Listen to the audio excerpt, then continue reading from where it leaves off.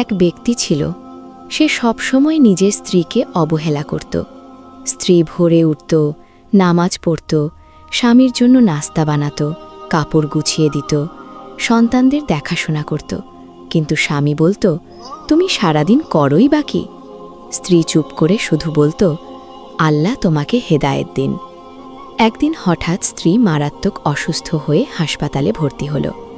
বাড়িতে ফিরে স্বামী দেখল ঘর নিঃশব্দ, রান্নাঘর ঠান্ডা, সন্তানদের চোখে পানি, বিছানার পাশে স্ত্রীর ওড়না পড়ে আছে। সেদিন প্রথম সে বুঝল যে নারীকে সে তুচ্ছ ভাবত, সেই ছিল তার ঘরের শান্তি, তার জীবনের আলো। হাসপাতালে গিয়ে স্ত্রীর হাত ধরে কাঁদতে কাঁদতে বলল, আমাকে মাফ করে দাও, আমি তোমার মূল্য বুঝতে অনেক দেরি করে ফেলেছি। স্ত্রীর চোখে পানি চলে এলো। শিক্ষা: স্ত্রী চাকরানী নয়, সে স্বামীর আমানত, ভালোবাসা, জান্নাতের সাথী। তাই সময় থাকতে সম্মান করুন, ভালোবাসুন। ফেসবুক আলো, ইসলামিক আলো, ইউটিউব MST শামসুন নাহার। নতুন নতুন জানা অজানা ইসলামিক ভিডিও পেতে আমাদের সাথেই থাকুন।